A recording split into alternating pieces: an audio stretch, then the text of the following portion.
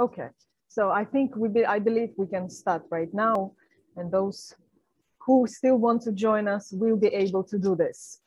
So, ladies and gentlemen, my name is Olena Carbou, and on behalf of the Ukrainian think tank Liaison office in Brussels, I'm happy to welcome everyone on our webinar on the civil society of Ukraine, the stand on at national and regional levels. And we organize this webinar with the support of European Endowment for Democracy and International Renaissance Foundation. For many years, the civil society of Ukraine has been considered as a driving force for European integration and reforms of the country. Does civil society retain this role today? How does civil society see its own role in today's Ukraine, and how people see civil society and its role in the developments of Ukraine? What difficulties do activists face today? What are relationships between the authorities and civil society? Does this so-called structural dialogue exist? How effective this dialogue is? And what is the picture of civil society's activities at the national and regional levels? And what help civil society needs today, including from its European partners? And what are the hopes for the future, and where are the prospects for future developments? To answer this and other questions, we gathered an excellent group of experts representing both the researchers of civil society and activists and representatives of the civil societies and non-governmental organizations. And this is my pleasure today to present our speakers.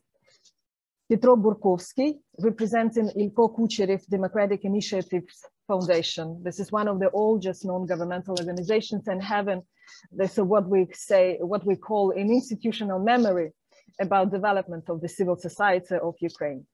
Andriy Bychenko, representing Razumkov Center, one of the oldest think tanks of Ukraine, also having a lot of research on the civil society, but not all only. And Adriana Susak, representing Ukrainian women veteran movements, and the name of organization speaks for itself.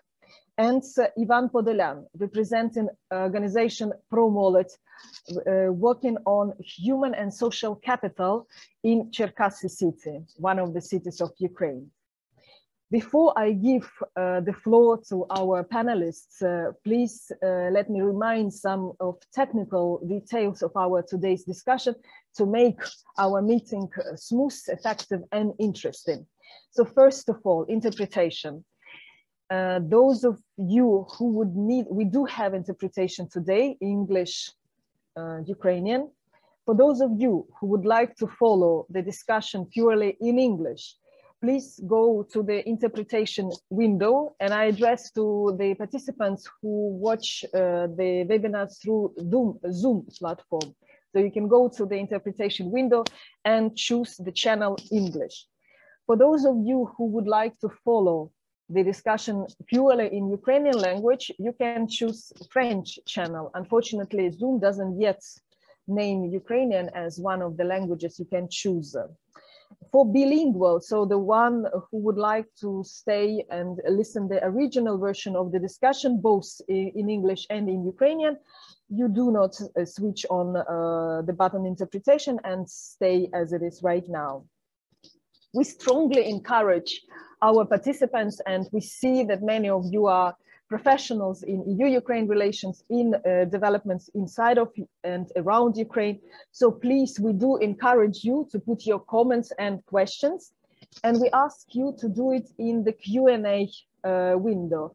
There, everybody can see your question and will be able to prepare the answer before the Q&A session, which we intend to have in the end of the presentations of all panelists.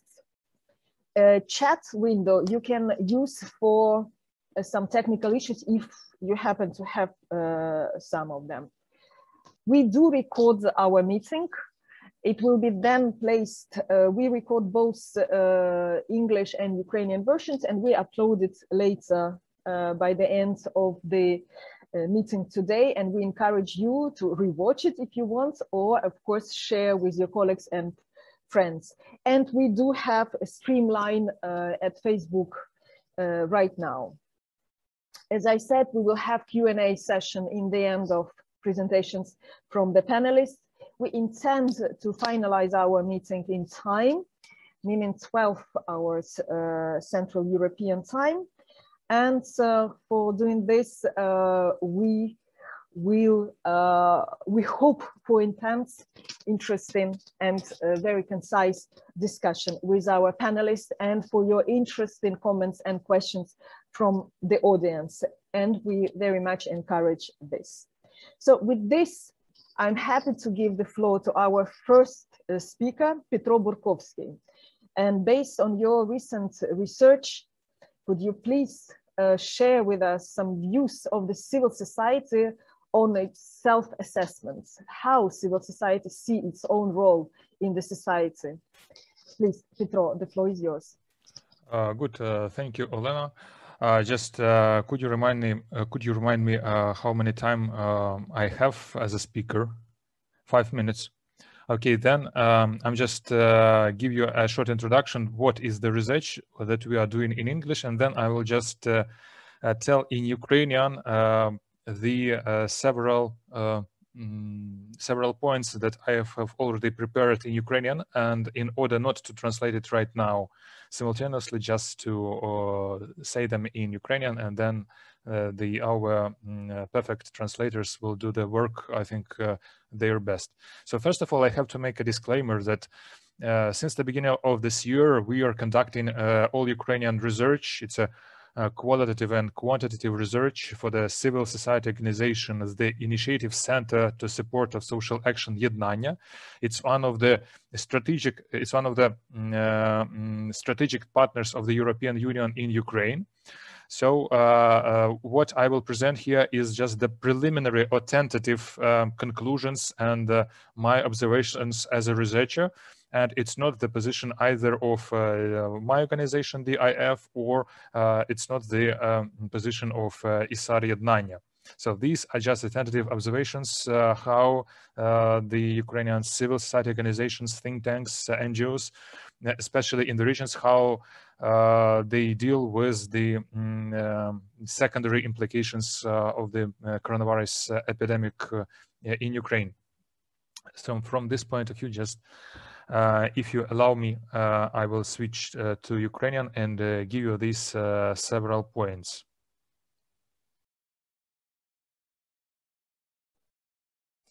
Okay, so a few thoughts about how Ukrainian civil society organizations are adapting to the coronavirus pandemic and what difficulties they're facing. And I will also say a few words about how our citizens, our compatriots assess the situation, how they perceive various civil society organizations. And I will briefly talk about how donors from the business environment perceive civil society organizations. First of all, the first thing I'm going to say that many organizations are now forced to adapt and look for online and offline approaches. One of the serious challenges that we can observe for Ukrainian civil society organizations will be the consequences related to the changes introduced to the Ukrainian legislation.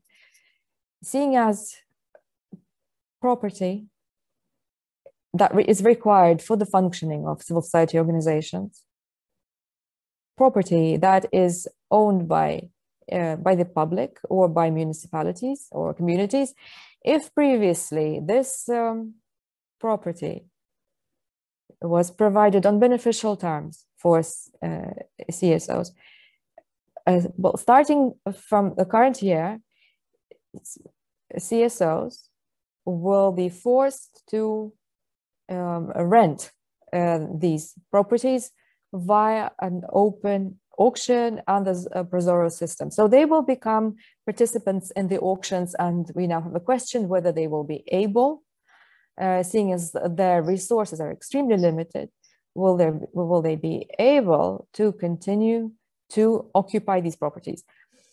And this issue is extremely important for some of the Ukrainian regions and may become very timely for even some organizations in Kiev. If these organizations fail to win the tenders, they will be deprived of this property because someone else will win the tender, and then they will have to decide what to do next. And most of organizations we have worked with from the regions of Ukraine are in despair because they are not sure what to do and what is going to happen next. So what's the next challenge? Which we have noticed, mainly the organizations faced with the financial issues because at the time of the pandemic, the priorities of donors and grant providers have changed significantly. So it's becoming more difficult for the organizations to get the support for their activity. Most frequently, these changes affect the volunteer organizations, especially those working with IDPs, with vulnerable groups of population, such as people with disabilities or orphans. The same is true for organizations dealing with protecting women from domestic violence.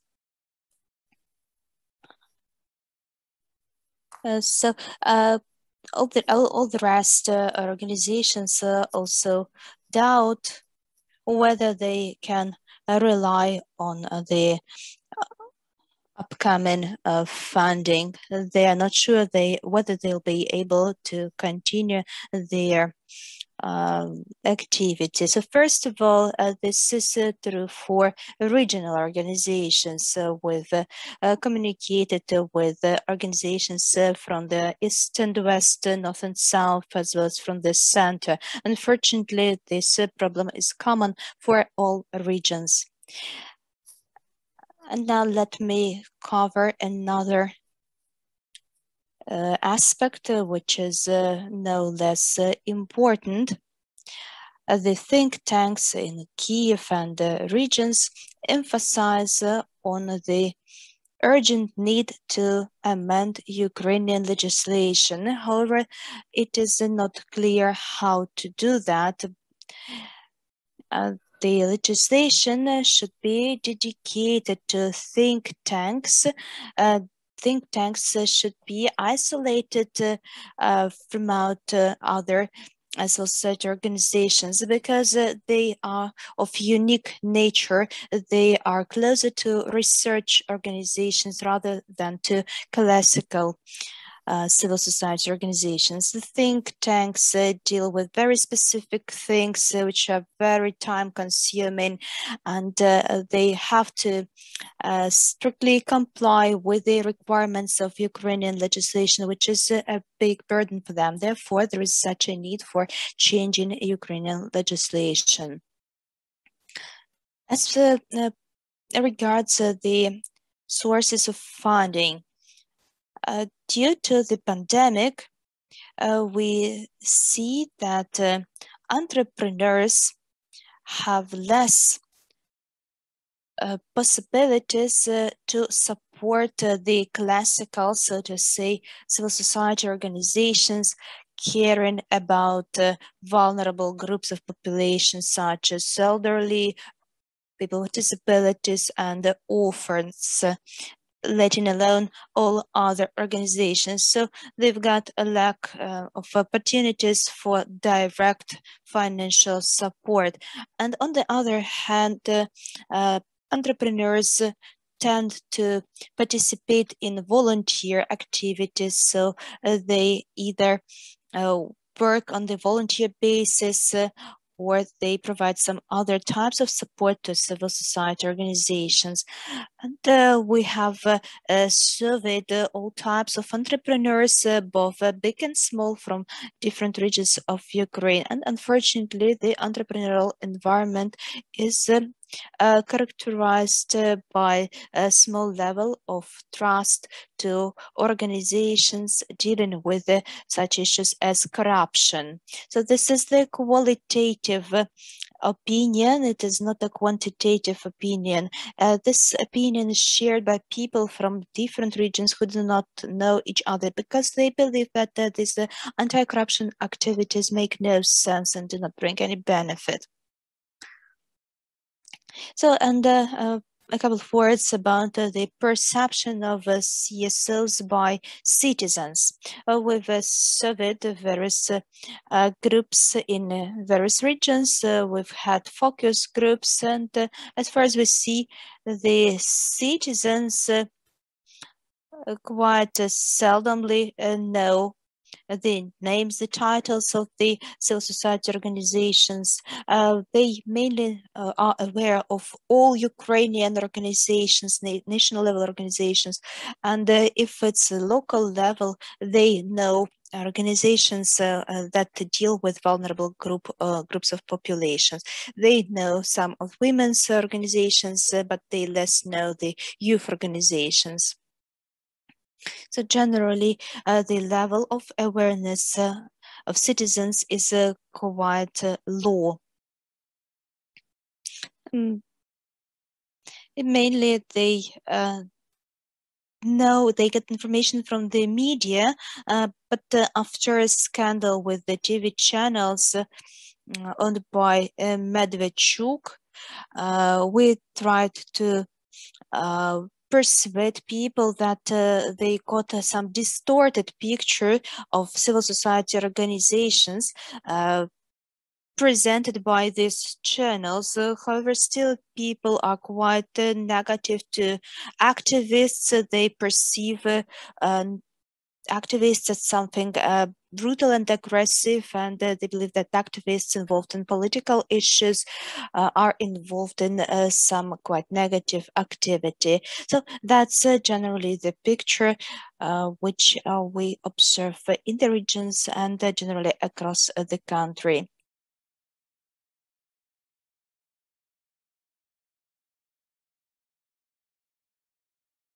Related difficulties, whether civil society sees still itself as the driving force. And I would like to ask you to address this in the Q&A session. And thank you for the presentation. Now we will move to Andriy Bychenko from Razumkov Center. And can you please... and now we will pass the floor to our next speaker, Mr. Petro. Could you civil society today? And again, I ask kindly our speakers to keep time.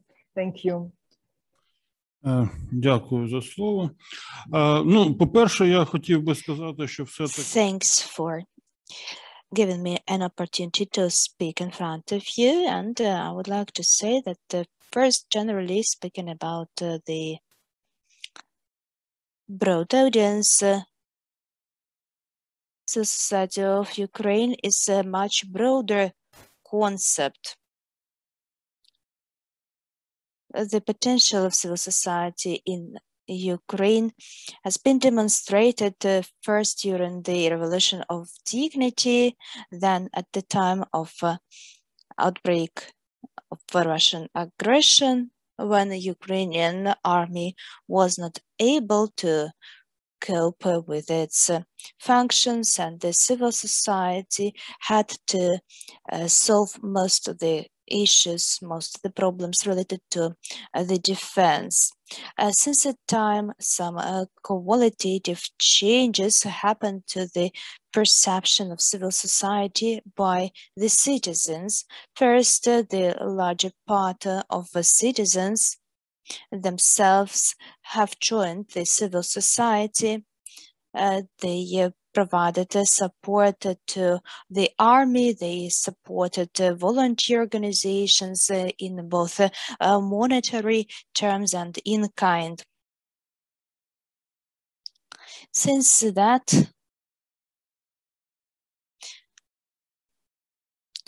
the perception of civil society organizations has changed. Before these two major events, the attitude could not be called positive. But now the level of trust is higher than the level of distrust.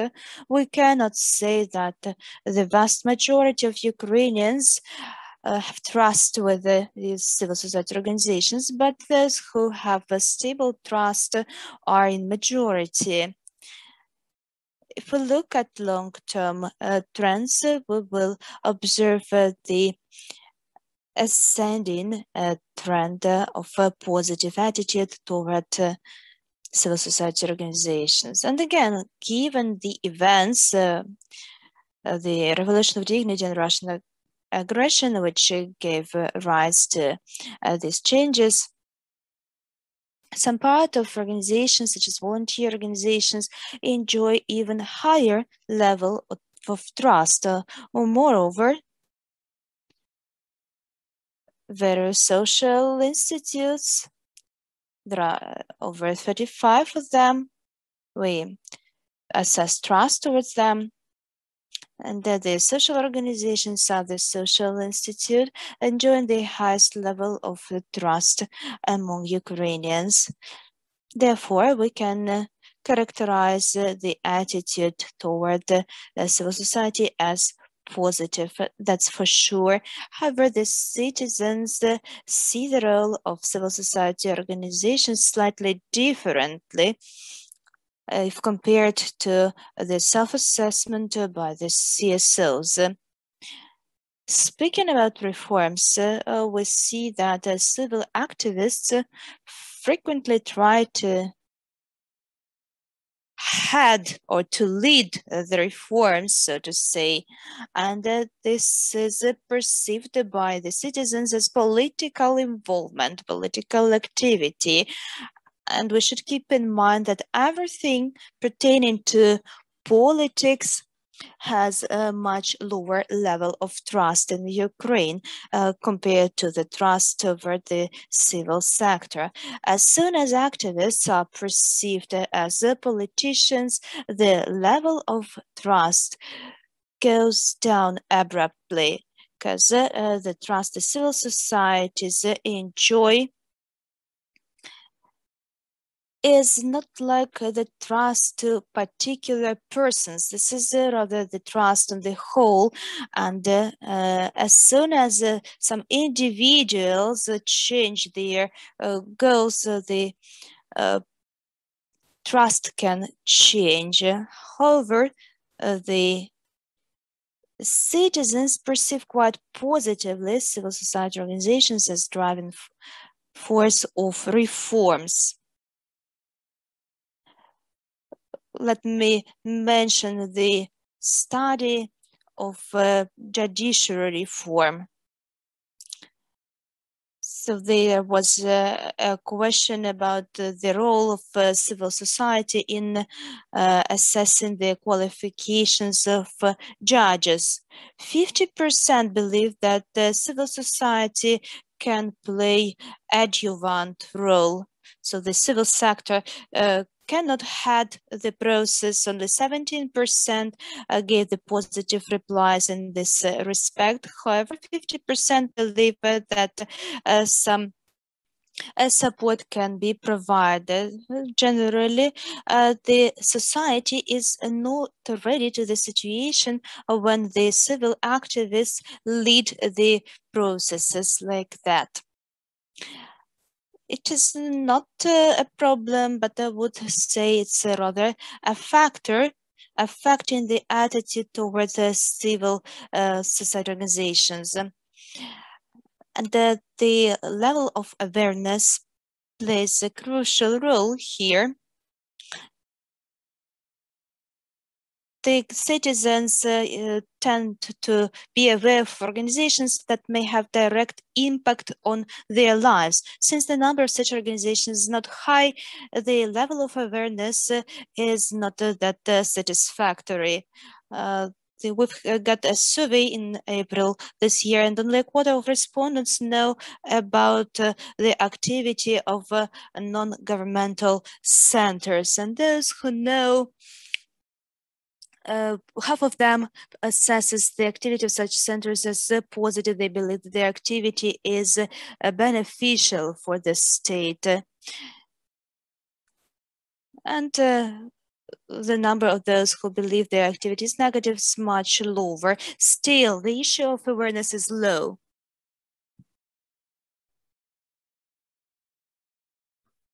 Still, we can say that sometimes it's a level of awareness of the activities of the organization. Sometimes the citizens, the people do not make a distinction between governmental organization and non-governmental organization, analytical centers, think tanks that belong to the government or not. So, and this is something that I know from my own experience, because the Razumkov Center is perceived by some as a non-governmental think tank. And sometimes both citizens and public officials treat us as an organization that belongs to the authorities. And some believe us to be an independent, separate establishment. And the main important thing is that these organizations are useful. And then it will be perceived by the citizens much better, because the citizens are really looking for a positive outcome and added value of any kind of organization, including CSOs. I apologize, I think I took a bit more time. And thank you very much for your attention. Happy to answer any questions. No, thank you. Thank you. Thank you. Also struck me, especially this strange paradox when NGOs or analytical centers are trying to involve more into formation and implementation of the state policies, they start to lose their popularity and trust among the society. So it's a kind of a very strange development. They want to make kind of what we say the civil good, but face the resistance from the citizens. And I would like, I hope we will come back to this issue in the Q&A session. Speaking of which, I still encourage, and I will repeat my encouragement to our participants to put questions. Please do it and in the Q&A window, and you will give more time to our participants to address your questions and to provide you the best answers they can deliver today. So thank you again, Andriy, and we will move now to our activists. So the people who every day they work and face challenges and maybe find the hopes in their activities, in their everyday work. And I hope Adriana will come back to us with the video and we will see her. Adriana, yes, so she's coming back. And so ladies first, your movement is operating at the national level. Can you please tell us more about your organization? What are the challenges? And also, did you see any changes in the recent years? How do you see your activities and what is the dialogue with the authorities if you have? And please explore more about your activities. Thank you, Adriana. Доброго дня усім. Я постараюсь... Good afternoon all. I will try to be brief. My name is Adriana. I'm a veteran, and I also am the head of the women's veterans movement in Ukraine. We started as activists, all of us, but in 2019, we had our organization registered, and we realized that we are not veterans anymore. We are now civil society, and this was something new for us. And in 2020, we met again without a penny of funding and with a lot of problems due to COVID-19. And this was really a very difficult time because we can laugh about it now. But at that time, we went to those conferences where they served free lunch. So all of us female veterans tried to learn. And we wanted to thank the European Endowment for Democracy who supported us. And this organization now includes more than 250 veterans, female veterans and activists who work at the national and regional levels. We work with the changes to the legislation. We work on the empowerment and equal rights in the armed forces of Ukraine. We work on democratic changes in the regions and at the national level. If we were to talk about our achievements, well, we've grown organization in the regions. We've opened offices in the regions.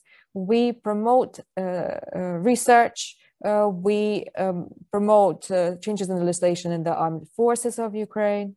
We are working on the medical side of things right now, on the gender things side of things in the armed forces, as well as the memory of fallen brothers and sisters, the support for each other, for the veterans in Ukraine.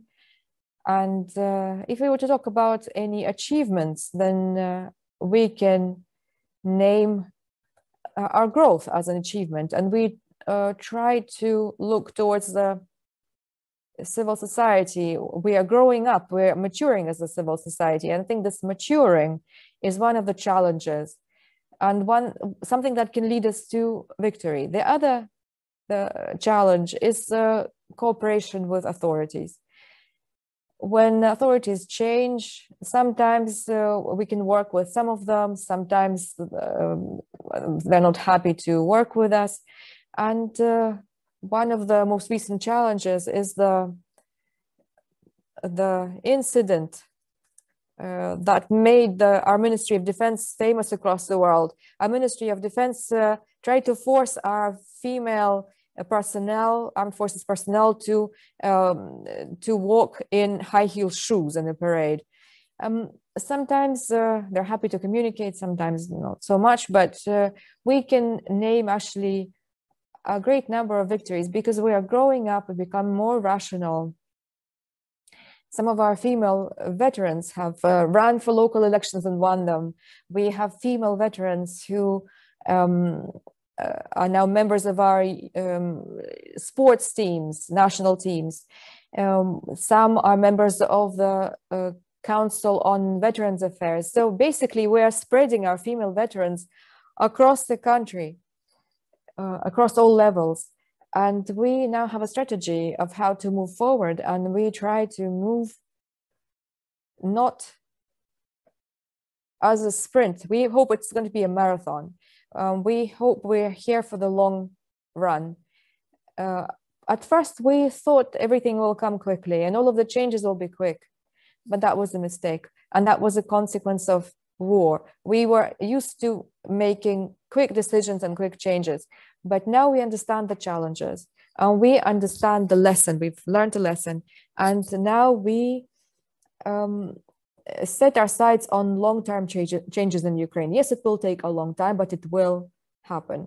And I would say that this is a victory for Ukraine, that after the war, we have veterans and female veterans among them, those who are in the Maidan, those who are now activists. And I think that's a great foundation for building a critical mass of the civil society in Ukraine. And in fact, I'm extremely proud of my female colleagues. They're extremely active, they're motivated. The only thing we need is tools, skills, knowledge.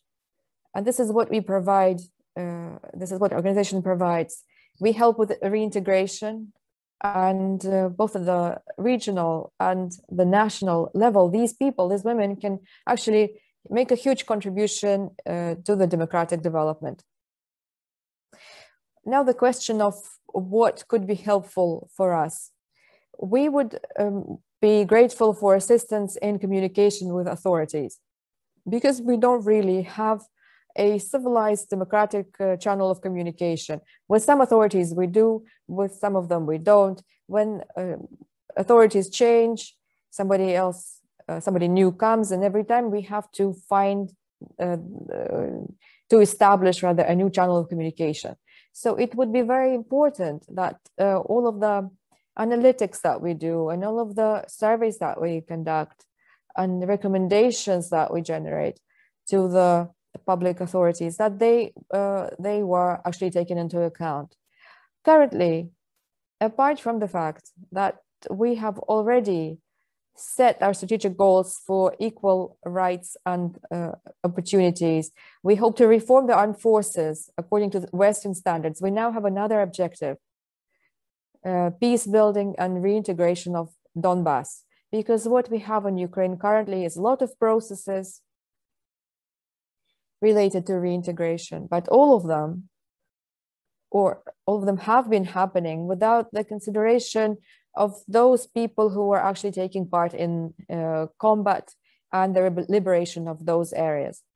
So I think veterans have a role to play in this process, and this is one of our objectives now, peace building in Ukraine. Thank you very much.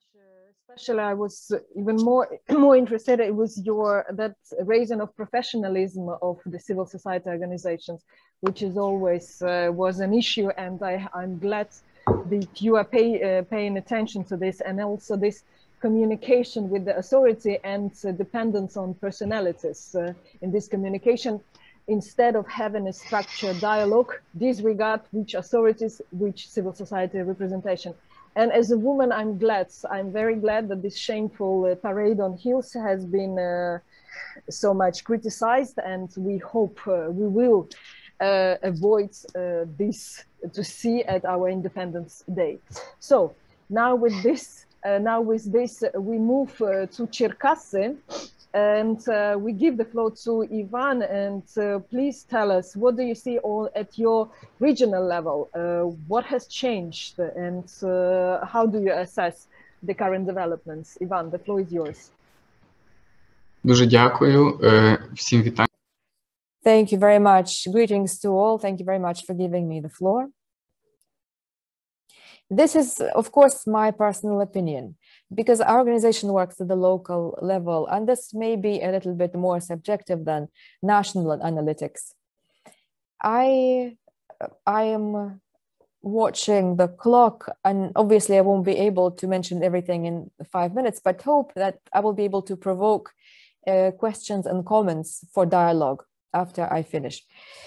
Organization works with the best practices in life and management in cities and towns. We mainly work in Cherkasy. We have a business incubator and non-profit projects incubator. We work with research and city or municipal policies.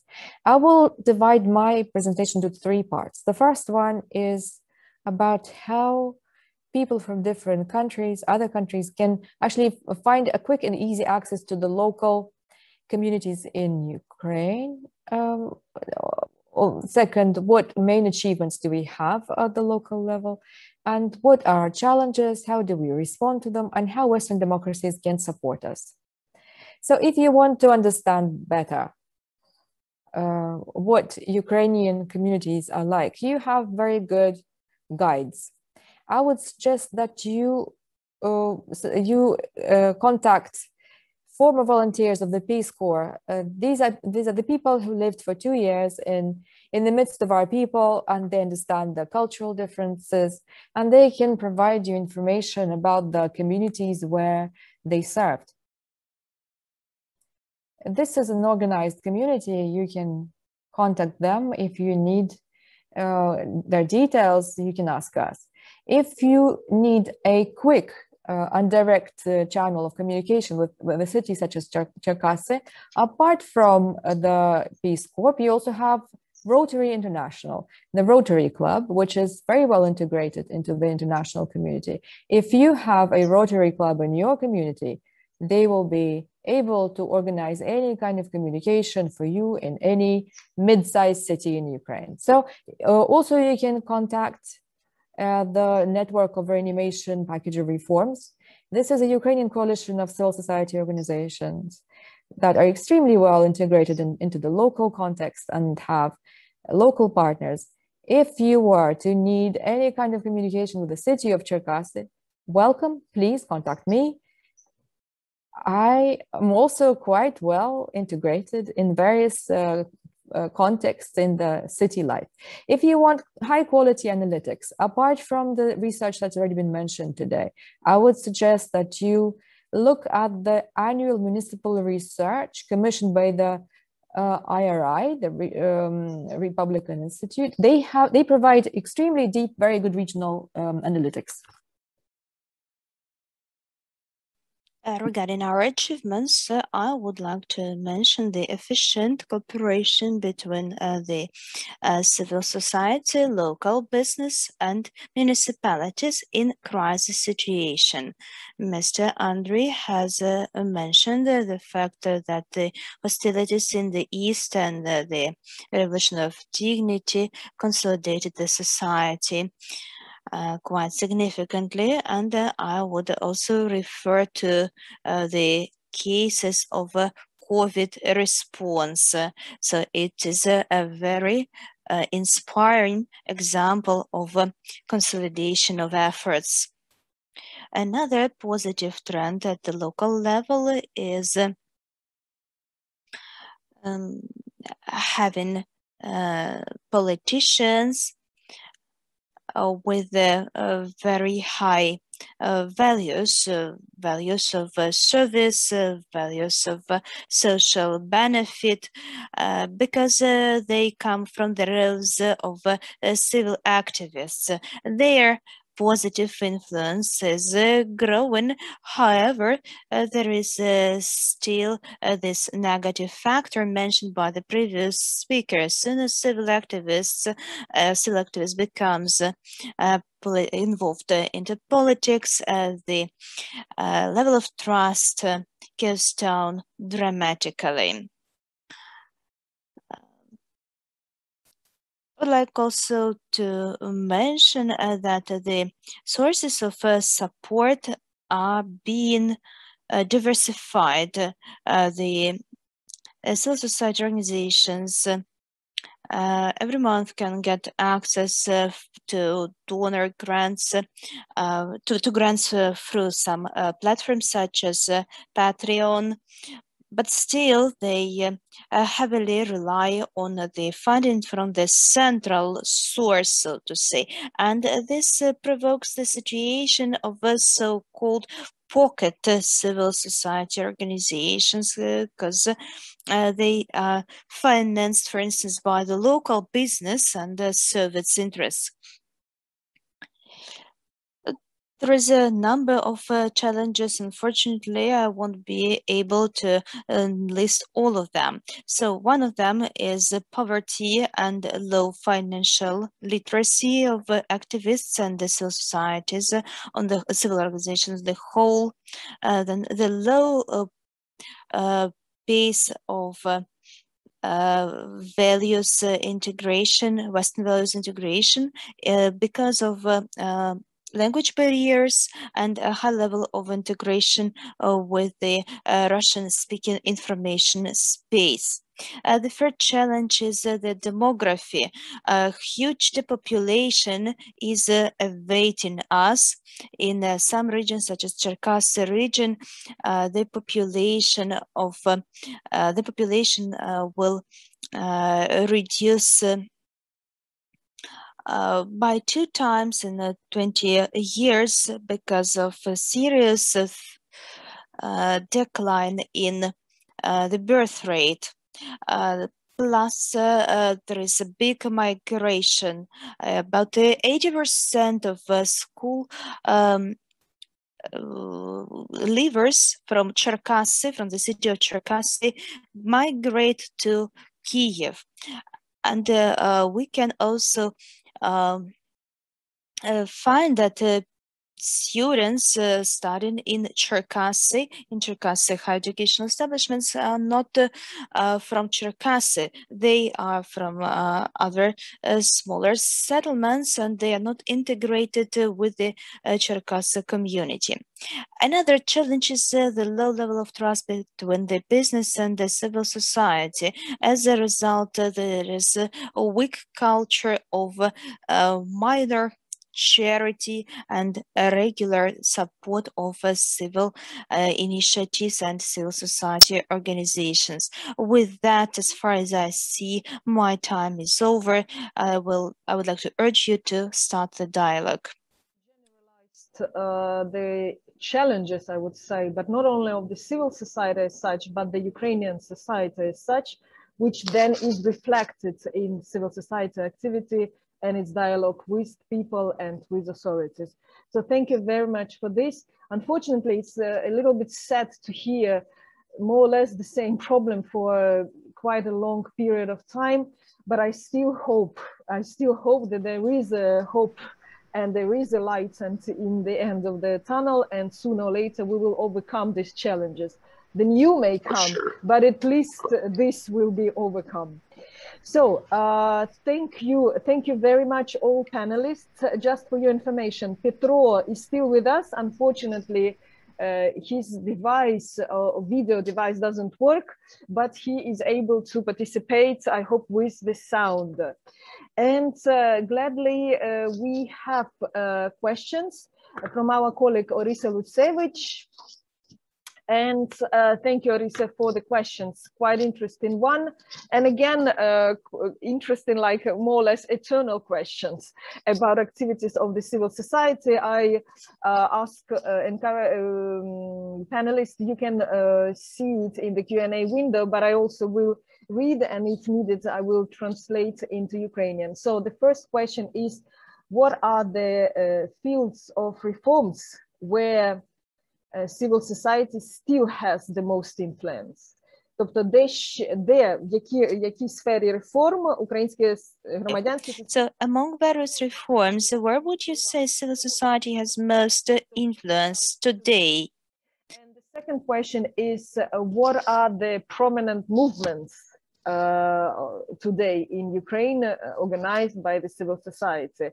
Тобто, які у нас є зараз рухи, які найбільш є такі... So what are the most prominent civic movements in present day Ukraine? Or what are the most influential movements, so to say? But I would say, like, two panelists answer the first question, and the second, and the other three answer, for example, the second one. It's up to you who would like to answer.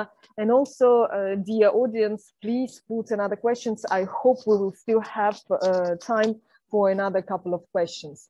So who would like to answer, who starts answering these questions about influence on reforms, where we still have impact on reforms? Who would like to start? Maybe Andriy. Ну, по-перше, я вважаю, що First of all, I believe that CSOs are very influential in the area of anti-corruption efforts, anti-corruption reform. This is a reform which is interconnected with another reform, namely the judiciary. Still, generally, the civil society organizations still keep high level of influence. However, this influence results in a rather negative image of a civil society at the moment. In spite of 4 anti-corruption authorities in Ukraine, the level of corruption is not on decline. And since the citizens see direct involvement of civil society in these processes which do not bring fruit, this, I think, is quite negative, quite negatively affects the image of the civil society. And I believe Adriana will correct me or confirm my words. I think that the defense reform of the armed forces is still highly influenced by the civil society. In addition, there are local CSOs. They also have some impact on a decentralization reform. However, this is a rather sporadic impact. Так, дякую. Підтверджую. Yes, thank you. I would agree with Andriy's words pertaining to the decentralization reform. I also would like to mention this reform as the area that might benefit from the efforts of civil society organizations, so they can translate the needs of the community in the dialogue with the municipalities in order to streamline, to channel the budget funds to close the gaps, to satisfy these needs. The decentralization reform should be as efficient as possible. Due to increased level of local budgets, the opportunities for participative budgets are growing, and here the civil activists and CSOs may play a crucial role developing the projects aimed at using the local budget funds. And in this question, you also ask about the factors of impact. As far as I'm concerned, the participation of civil society is very well perceived if CSOs participate in the development of policies, because civil activists offer some share of expertise. Sometimes this expertise may be higher than that in the civil councils. The civil activists, of course, are not perceived very well when they just come up with their objections, when they object to whatever is offered. Then the level of trust from the part of politicians is lower, and they are reluctant to integrate civil activists in the reforms. And now let me pass the floor to Adriana. So briefly, I will say that the civil society is mostly influential in the reform of decentralization, and this reform delivers quite positive results.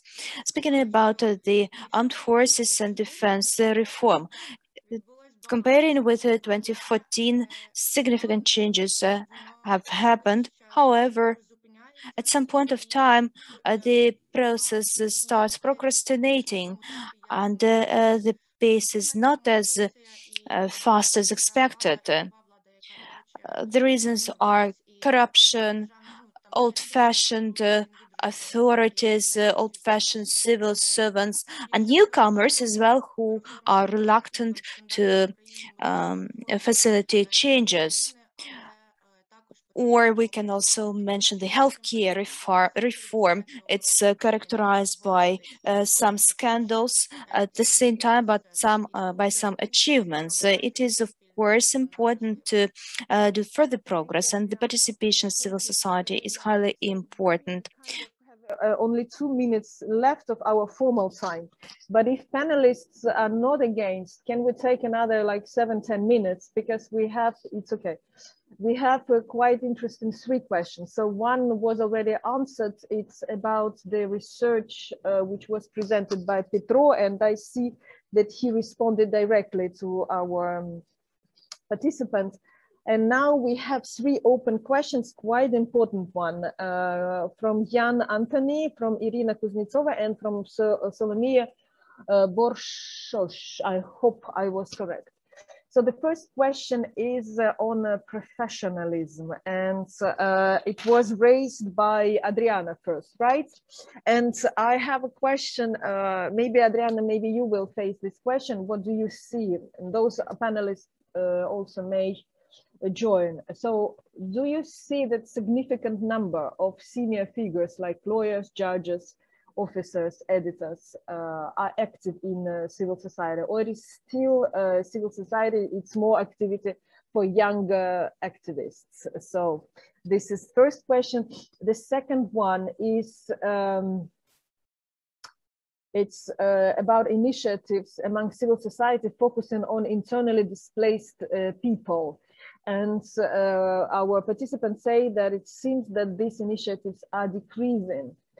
And are there still initiatives focusing on IDPs and people living in so-called gray zones? This is question number 2. And here, question number 3, I also would like to hear answer to this question, and I address this to all panelists. Can us, because we were speaking about huge achievements of civil society 2015-2020. What has happened to these achievements? Are they still sustained, or they have, as our participant writes, has been dismantled by those new, in brackets, in power? So these are quite important questions. And who would like to start the question? First on professionalism. I see Andriy is moving his hand. It means he wants to speak. Okay, Andriy, please go ahead. And also tackle other questions which you find interesting to answer. Thank you. Ну, тут мені не дуже зрозуміло, що саме ми маємо. No, I'm not really sure exactly what we need to understand under the word significant number. These are not individual people. In the question, there's a sort of an implied conflict between activism and professionalism. As a rule, activists create their own think tanks or professional organizations that are quite professional in dealing with particular issues where this professional is an expert. And these are not really the organizations that just deal with civic activism or street actions or media campaigns.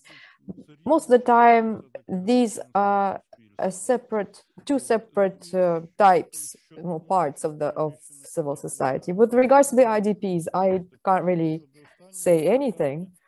With regards to the last question, if we were to talk about achievements, well, we have achieved this, for example, and we can measure it. I'm not sure about this, but we have actually launched a process of positive changes, of positive influence. And this process is what I believe to be an achievement. The process is ongoing. So the specific answer to your question is yes, the achievements are maintained. But really, all of this doesn't really just depend on the civil society or the authorities. We need more tangible results that can actually be recognized. We have a process, and perhaps for now we just need to maintain the process, and I think this is our main achievement. I want also to ask Petro, do you hear us? Would you like to step in to answer the questions? Hello, do you hear me? Yes, we hear you. Well, concerning the questions, maybe about the I'm not an expert on the civil society which work in the Donbass, but what I do know that organizations who started to work in 2014 or 2015, and for instance, I can recall the Voices of Children, the charity foundation which worked, which has been working with children in the communities of the gray zones, which delivers trainings to children, art therapy to children. They continue to do this. And also a number of volunteer organizations who deliver humanitarian aid to the people in the communities of the gray zone. They continue to work. So it's real. So, but to say whether these activity are decreasing or increasing, it's hard to say, because most of them are working not to report to somebody, but they work because because they think it's their mission of their lives, and they want to improve lives of these people on the ground. And so it's really difficult to say whether these initiatives are decreasing in the gray zones. By the way, if we speak about, we should understand that most of the internally displaced people, they are not living in the gray zones. They are living a little bit far away from them, from these communities. So we have to understand that there are different types of organizations. The one type of organizations who worked in the communities in the gray zone, where the threat of the hostilities is imminent right now, and another type of organizations who focus on IDPs, but IDPs live not in the gray zone. So we have to understand this difference. And as for the movements, there was a question about civic movements which are active. In my opinion, if we look at the protests activity of the people, so according to our poll, which we conducted independently in February, people are so up to 28% of the people are ready to participate in the protests in support of the Ukrainian language and against any kind of political concessions to Russia in the process of peace negotiations. So I would say that two issues, the first issue of national identity and the second issue, the resistance to Russian aggressions, are the most, I would say, potentially powerful civic movements in Ukraine. Thank you very much. I see Ivan would like to participate, to add. Так, я хотів би адресувати Yes, I wanted to address the question from Solomia about the local level achievements and civil society. The question, actually, it was about the election of 2020. I have these numbers. I was preparing them. 82% of mayors in this election held on to their seats. At the previous election, only 27% of mayors held on to their seats. And this is something that I link to the decentralization reform. I think this is the most successful reform that we've ever had in Ukraine, because communities actually got hold of a huge resource. And even given the high level of corruption that we have to deal with, it actually had a huge effect, positive effect for the quality of life of communities. This is why mayors held onto their seats. With regards to demand for new faces, there is a demand for new faces. We now see the reaction, the response to the new authorities, our new president, and we can see that even at the local level, the municipal council has changed. The composition of the municipal council is 80% new, because the mayor could not hold on to his seat. And we can look at our example and see that a mayor will first look for an opportunity to change parties in order to have a stronger position in the election, rather than hold on to the ideological stance of a party that he used to belong to. So we can see these two big trends: the credit of trust to city mayors, and the decentralization of decentralization reform. And on the other hand, we have a demand for new faces. It has not been exhausted.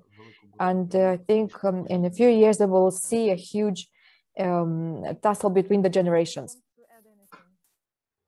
Я можу додати тільки про внутрішньо переміщених осіб, I can add a few words about IDPs, because veterans, a great number of them, are also IDPs. We are the people that lost their homes, And if we were to talk about a reduction or increase of initiatives, well, I can say that the trend for support has been maintained at the same level. I know that a number of organizations in the gray zones, for example, were formed out of IDPs who support each other just like we do, the veterans. And I know that at the national level, there is an organization called Radnik, and they work with legislation. And I know that there have been recommendations generated by the IDPs for the justice system. I think basically they just club together and they are part of civil society and they're fighting for their rights. With regards to new faces versus old faces, etc.,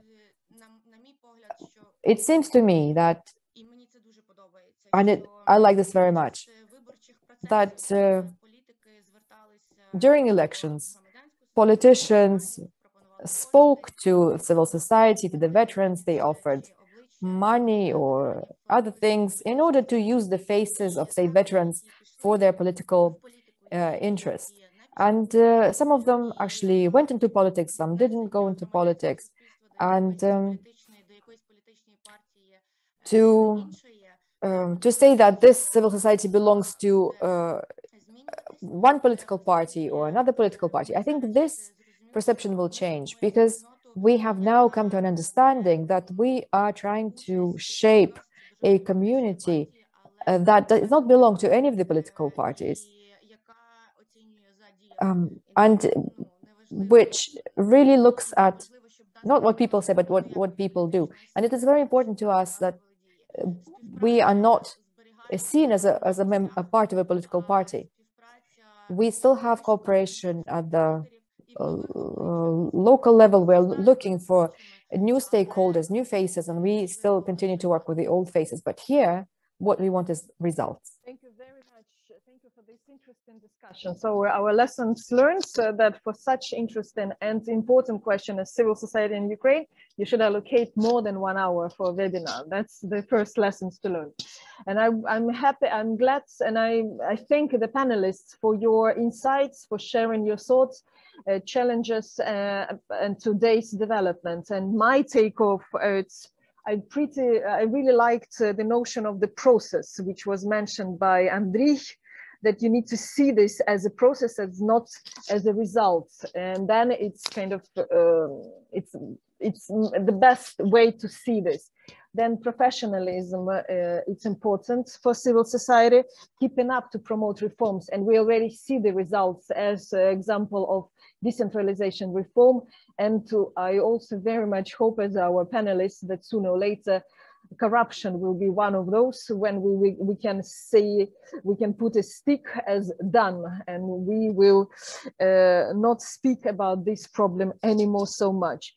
And of course, this eternal question for civil society activities is diversification of financial resources, especially by means of the local resources, by means of people, businesses.